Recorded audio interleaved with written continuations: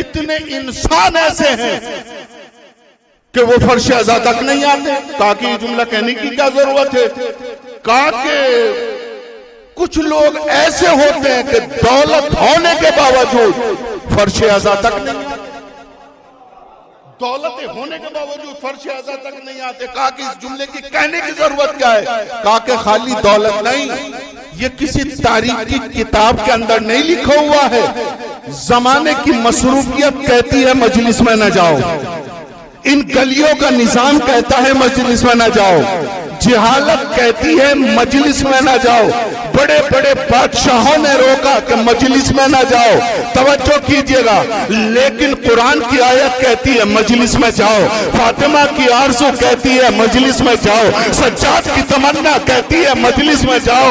सुनिए सुनिए, जुमला सुनिएगा, सज्जाद की आरज़ू कह रही है मजलिस में जाओ। अगर जाने पर, अगर बनाने पर मजमा रुक जाए तो समझना कि न बुलाने वाले ताकतवर है, लेकिन अगर मजमा बढ़ता चला जाए तो समझना बुलाने वाले ताकतवर है।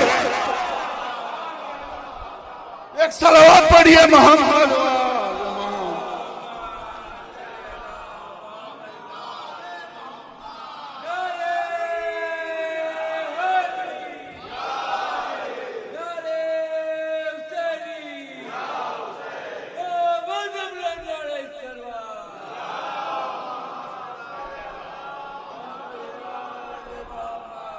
बुलाने वाले ताकतवर है, इसका मतलब यह है कि कोई कशिश है कि जो यहां पर खींच के ले आई।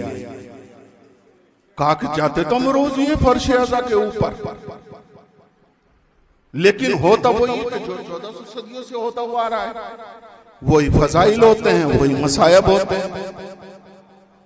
अगर फर्श अज़ा पे आया है तो सोच के आना, इसलिए कि बाजार भी जाता है तो सोच के जाता है।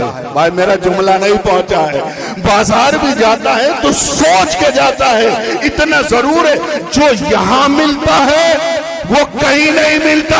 फर्श अज़ा के ऊपर आके देख कि जो ये देंगे वो कोई दुनिया की ताकत नहीं दे सकती। अरे तूने तारीख नहीं पढ़ी? आज फितरुस पर हम देंगे, चले आ राहिब पिसर हम देंगे, चले आओ हुर मुकद्दर हम अदा करें। एक सलावत पढ़िए मोहम्मद।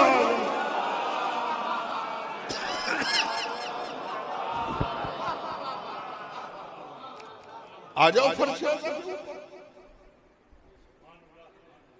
अब इस अजमत को समझे तो समझे कौन? फिक्र मनव्वर के साथ, कल्ब मनव्वर के साथ फर्श अज़ा के ऊपर आओ। कसम खुदा की, अगर फर्श अज़ा न होती तो कोई एक दूसरे को पहचान न सका। पहचानता भी नहीं अगर ये फर्श अज़ा ना होती। ये तो जनाब ज़ैनब का दिया हुआ तोहफा है कि उन्होंने हमें आजादारी की शक्ल में अता कर दिया, मजलिसों की शक्ल में अता कर दिया। ये आजादारी तोहफा है, इसलिए कि आजादारी को फरामोश न कीजिएगा। झांसी के अंदर कौन आया कौन नहीं आया किसे क्या मालूम, लेकिन जब मजलिस अज़ा का इधर ऐलान हुआ, उसने अपने बाइक को उठाया, मजलिस के अंदर दाखिल हुआ। भैया कहां से आए हो, किस जगह से आए हो? इसका मतलब यह है कि लोग अपने घरों से नहीं पहचाने जाएंगे, हुसैन के दरबार अपने घरों से नहीं पहचाने जाएंगे, हुसैन के दरबार से पहचाने जाएंगे। अब जुमले को समेटो।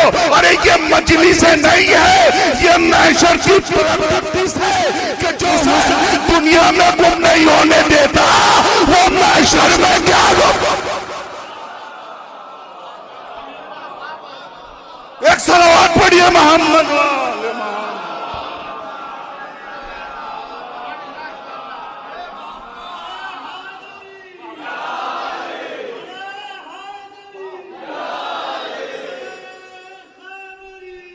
या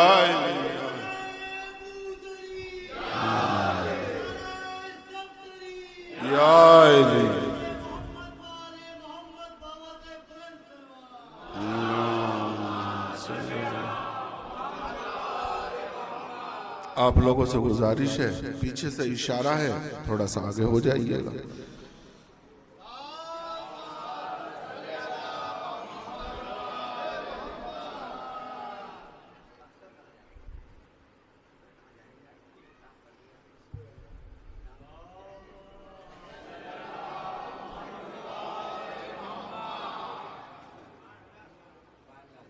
ये तो फर्शे अज़ा है, जनाबे ज़ैनब का दिया हुआ, किल्लतुल कुरैश का दिया हुआ एक तोहफा है, वरना इन नाकिस अल्फाज पर इतना बड़ा मजमा चुप होता है। बड़ी बड़ी कॉन्फ्रेंसें देखी है, लाखों रुपए लगाए जाते हैं, भैया चुप हो जाए। एक प्रोफेसर बैठ रहा है, एक प्रोफेसर बोल रहा है कि लेकिन वहां पर मजमा चुप होने को तैयार नहीं, यहां सन्नाटे के साथ सुन रहा है। कहा कि यही तो वजह है, दौलत का मजमा और है मवद्दत का मजमा, मवद्दत का मजमा। और एक सलावत पढ़िए मोहम्मद वाले।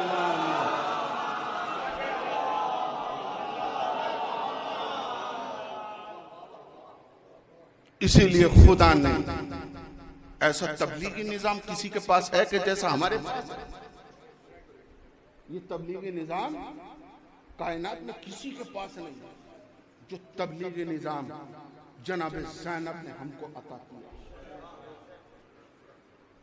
इसका तहफ़्फ़ुज़ और ये आज़ादारी यहीं तक नहीं रुकेगी, इमाम ज़माना तक।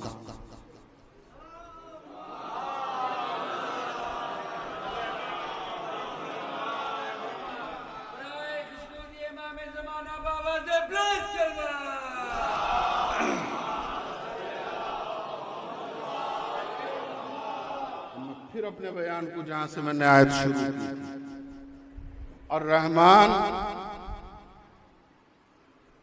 वो रहमान है,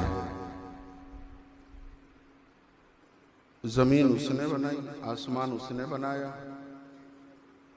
ये सैयारे, ये सवाबित, ये कवाकिब सब उसने बनाए।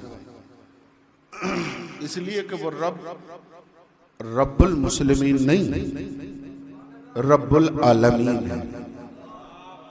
नहीं, जुमला नहीं पहुंचा है। वो रब्बुल मुस्लिमीन नहीं है, रब्बुल आलमीन है। लिहाजा उसकी रब्बुबियत का दायरा बहुत ज्यादा वसी है। उसने क्या कहा? हर आदमी पढ़ता है, नमाज के बाद तो कम से कम इस सूरह को पढ़ता ही है। आगाज कहां से कर रहा है, बस थोड़ी सी तवज्जो कीजिएगा और मुझे थोड़ा साथ दीजिएगा। रहमान, वो रहमान है, रहमत के बारे में उसने कोई सबूत नहीं दिया।